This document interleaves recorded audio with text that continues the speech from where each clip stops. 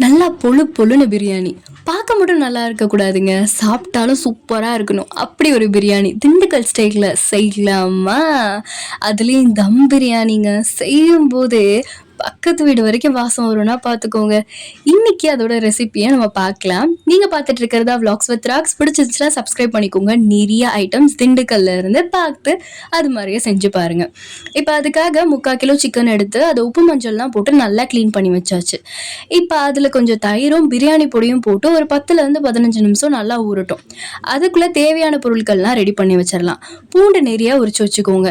ஒரு மிக்ஸி எடுத்து அதில் நிறையா பூண்டு, நிறையா இஞ்சி, சீரகம், அதுக்கப்புறம் சோம்பு, மிளகுலாம் போட்டு நல்லா அரைச்சி வச்சுக்கோங்க. இப்போ தேவையான பொருட்கள்லாம் வந்து எடுத்து வச்சுக்கலாம். கொத்தமல்லி, புதினா, பச்சை மிளகாய். இது நம்ம காரத்துக்காக பச்சை மிளகாய் மட்டும்தான் போட போகிறோம். அதுக்கப்புறம் பிரியாணிக்கு அது ஒரு பேக்கெட் இருக்கும் பார்த்தீங்களா, அதில் பிரியாணி இலை, பட்டை, கிராம்பு, ஏலக்காய் இது எல்லாமே இருக்கும் இல்லையா. ஸோ அந்த ஒரு பேக்கெட்டில் இருக்க எல்லா பொருளும் போட்டுக்கோங்க. அந்த ஸ்டாரு, அன்னாச்சி, ஸோ அதுவுமே எடுத்து வச்சுக்கலாம். இப்போ வந்து அடுப்பையும் வந்து ஒரு சைடு வந்து ரெடி பண்ணியாச்சு. இன்றைக்கி நம்ம வந்து வீட்டுக்கு வெளியே வச்சு தான் வந்து சமைக்க போகிறோம். ஸோ அதனால் வந்து அடுப்புக்காக எல்லா கட்டை அதெல்லாம் ரெடி பண்ணியாச்சு. இப்போ ஒரு பேன் எடுத்து வச்சுக்கோங்க. அதில் நிறைய எண்ணெய் விட்டுட்டு நம்ம தாளிக்கிறதுக்காக வச்சுருந்தோம் இல்லையா, ஸோ அது எல்லாத்தையும் வந்து வதங்க போட்டு நல்லா வந்து தாளித்து எடுத்துக்கோங்க. அதுக்கப்புறம் கொஞ்சோண்டு வந்து தக்காளி அதையுமே வந்து கட் பண்ணி போட்டுருங்க. போட்டதுக்கப்புறம் அது நல்லா வதங்கினதுக்கப்புறம் நம்ம அரைச்சி வச்சுருந்தோம் இல்லையா, ஸோ அதையுமே போட்டு நல்லா வதக்கிக்கலாம். நல்லா கிண்டிக்கிட்டே இருங்க, அப்போ தான் அது வந்து அடிப்பிடிக்காமல் வரும்.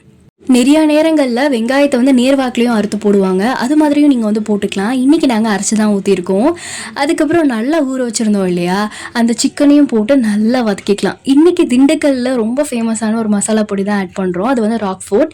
நீங்கள் வந்து எந்த விதமான பிரியாணி பொடியும் வந்து போட்டுக்கலாம், இல்லை வீட்டிலே அரைச்சதுனாலும் சூப்பர் போட்டுக்கோங்க. போட்டுட்டு நல்லா கிண்டலாம். அந்த சிக்கன் வந்து நல்லா வந்து இதுலேயே லைட்டாக குக் ஆகும்.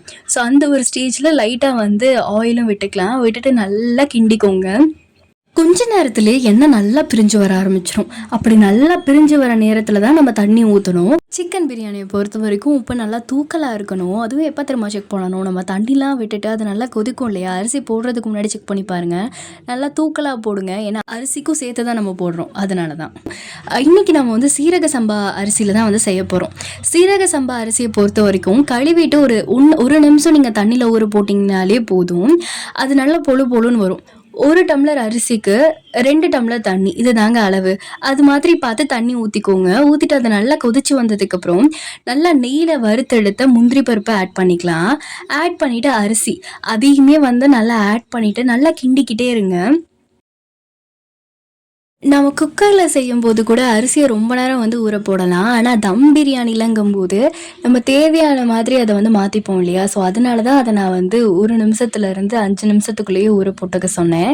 அதுக்கப்புறம் கொஞ்சோண்டு மிளகுத்தூள் வந்து ஆட் பண்ணிக்கலாம். ஏன் அப்படின்னா இன்றைக்கி நம்ம வந்து காரத்துக்காக மிளகுத்தூளையும் அதுக்கப்புறம் நம்ம வந்து பச்சை மிளகாவை மட்டும்தான் ஆட் பண்ணியிருக்கோம்.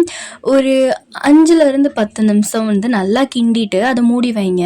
மூடி வச்சுட்டு ஒரு 5லேருந்து 10 நிமிஷம் அதுக்கப்புறம் தம் போட ஆரம்பிச்சிடலாம்.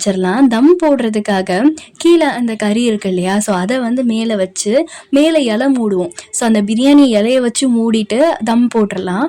போட்டு முடிச்சதுக்கப்புறம் அதை எடுத்ததுக்கப்புறம் எலுமிச்சைப்பழம் இருக்குது இல்லையா, அந்த எலுமிச்சை வந்து அந்த கொட்டை இல்லாமல் பார்த்து ஒரு அரை எலுமிச்சை பழத்தை மட்டும் புழிஞ்சு விட்டுறலாம். அதுக்கப்புறம் நெய் போட்டுட்டு நல்லா கிண்டிக்கோங்க. அந்த கிண்டுறதுமே வந்து ரொம்ப அதிகமாகலாம் கிண்டிடக்கூடாது, ஆனால் அது எல்லா இடத்துக்கும் போகணும். அது மாதிரி கிண்டுங்க. கிண்டி எடுத்தீங்கன்னா அருமையான பிரியாணி வந்து ரெடி ஆயிரும். இன்றைக்கி நம்ம வீட்டில் பிரியாணி கூட சாப்பிட்றதுக்காக நிறையா விஷயம் வச்சுருந்தோம். ரைத்தா, நல்லா வேக வச்ச முட்டை, அதுக்கப்புறம் சிக்கன் கிரேவி. சிக்கன் 65 மட்டும் இன்றைக்கி மிஸ் ஆயிடுச்சு. ஆனால் இன்னொரு நாள் கண்டிப்பாக சிக்கன் 65யோடு நான் சாப்பிடுவேன். நீங்களும் ட்ரை பண்ணி பார்த்துட்டு எப்படி இருந்துச்சுன்னு சொல்லுங்கள். நல்லா அருமையாக இருக்கும். அதுலேயும் அந்த நெய்யில் வறுத்த முந்திரி பருப்பு சூப்பராக இருக்குங்க. அவ்வளோதான்.